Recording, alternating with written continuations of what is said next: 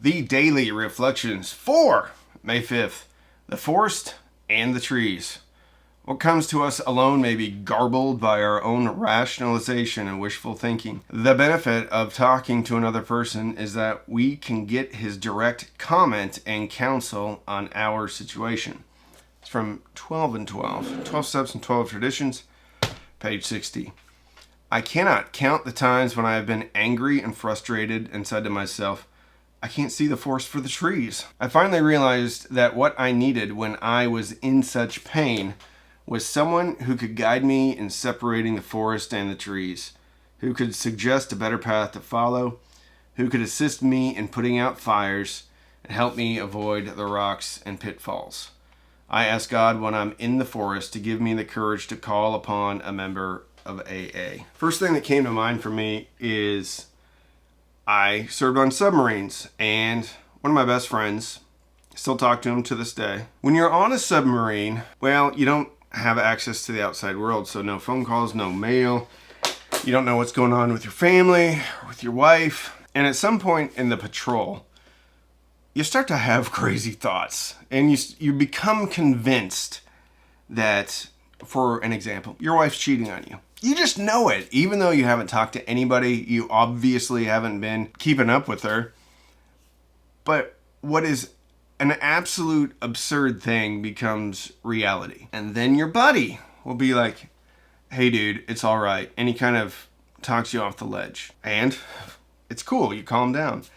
And then like a week later, he's in the exact same boat. Because we were all in the same situation. We all faced the same challenges.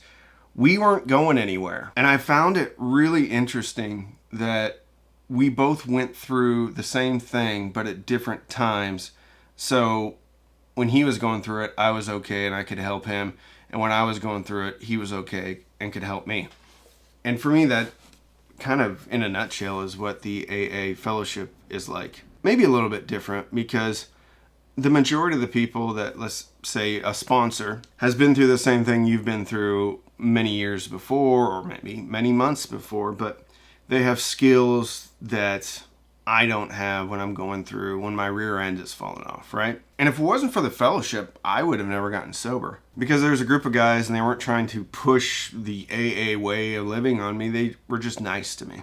And that took my guard down a little bit and it enabled me to really give the program a chance. The most important part of this program is my relationship with God, praying and meditating, and understand where I fall in the hierarchy of the universe, which is not very high. Understanding that my job is just to do the next right thing and leave the results up to God. But the second part of the program that keeps me sober is the other people in the program and the relationships. And when my rear end is falling off, being able to reach out to one of the guys in the program that I know really well and just run it by him. And generally speaking, as soon as it actually is verbalized and comes out of my mouth, it automatically loses a whole bunch of its power. And I kind of realized that it really wasn't that big of a deal anyway. And if it was a big deal, they're going to be able to talk me down, because either they went through it or somebody else went through it. The thing about that, though, is that in order to get those benefits, you have to have relationships with people in the program. And to do that, generally speaking, you need to go to meetings and get to know people.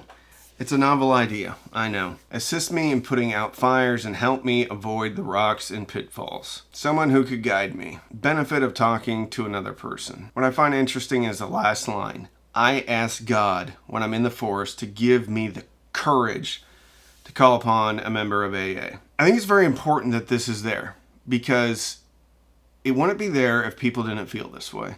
And when I first came into the program, I don't know if it was pride or I didn't want to appear weak, but they say that sometimes they say the phone is one of the heaviest things to pick up when you're new in sobriety, or even when you've been in sobriety for a while. It's pretty cool that it's the last line. Anyway, that's it. I hope you go to a meeting if you're trying to get sober. I hope you go to a meeting if you are sober. Love you. Bye.